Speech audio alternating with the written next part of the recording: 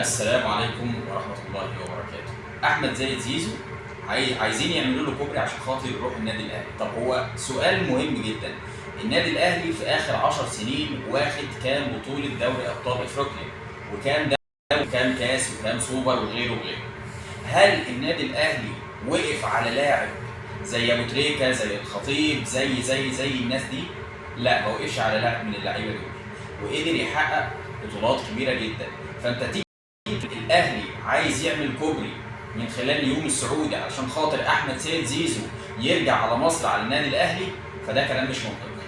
هتقول لي امام عاشور اتعامل معاه كده، هقول لك امام عاشور كان بيلعب في ميتلاند الدنماركي، والدوري الدنماركي زي الدوريات الاوروبيه الثانيه، ان كان الدوري الانجليزي، الدوري الفرنسي، الدوري الاسباني. فالدوريات دي لو امام عاشور بيلعب فيها وظهر هيتنقل من فريق لفريق، فمش هيرجع على نادي محلي زي النادي الاهلي، وان كان النادي الاهلي هو افضل فريق في الشرق الاوسط حاليا. فامام عاشور ما توفقش في تجربته في الدنمارك، ولكن حب ان هو لما يرجع مصر يرجع على نادي يقدر يحقق فيه البطولات اللي كانت غايبه عنه في نادي الزمالك، وخصوصا بطوله دوري ابطال افريقيا. وده اللي حصل بالفعل في البطوله ال 12 اللي حصل عليها الاخير على حساب الترجي التونسي. طيب، نقطة تانية مهمة بقى بخصوص أحمد سيد زيزو نفسه وعرض الزمالك. الزمالك بيقال إن هو مقدم عرض بقيمة 100 مليون جنيه لأحمد سيد زيزو، ولكن اليوم السعودي دوري روشن السعودي اللي بيعد دلوقتي من أفضل دوريات الشرق الأوسط والمنطقة مقدم له عرض بقيمة 200 مليون جنيه. فوالد أحمد سيد زيزو طلع في تصريحات خاصة وقال إن هو قدر يتواصل مع احد مسؤولي مجلس اداره نادي الزمالك علشان خاطر هيخفض المبلغ من 200 ل 100 مليون.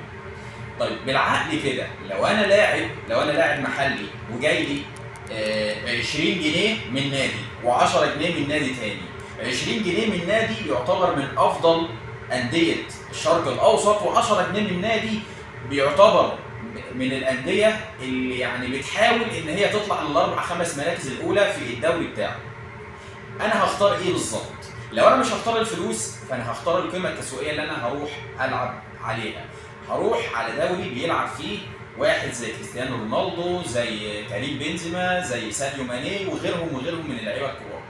فطبعا ان انت تحاول تضحك علينا وتضحك على نفسك ان الاهلي عاوز يعمل كوبري لزيزو، زائد ان الزمالك عاوز يمضي زيزو عشان خاطر يتنازل حبا في الزمالك، فالكلام ده غير مرفوض، والكلام ده مرفوض طبعا وغير عقلاني، وما يقدرش يخش عقليه اصغر مشجع في نادي الزمالك، مش مشجع للكره المصريه. ده كان توضيح سريع كده بس عشان خاطر الناس اللي طالعه تقول لك الاهلي عايز يعمل كوبري احمد سيد زيزو زي ما عمل مع امام عاشور. الاهلي مش محتاج لامام ولا محتاج لزيزو ولا محتاج لغيرهم عمالقه كتير في النادي الاهلي اعتزلوا، والنادي الاهلي لسه مكمل في مسيرته زي ما هو. اخر اخبار النادي الاهلي واللي تعتبر من افضل نجاحات الاهلي عالميا هو تحقيق الاهلي على منصات التواصل الاجتماعي الخاصه به مليار جنيه خلال السنه الاخيره، بيجي بعد نادي مانشستر يونايتد اللي بيحقق تقريبا حوالي مليار ونص او 2 مليار جنيه، يعني بمعادل الجنيه المصري خلال عام واحد من مكاسب السوشيال ميديا اللي غايبه عن فرق كتير في الدوري المصري. سلام عليكم.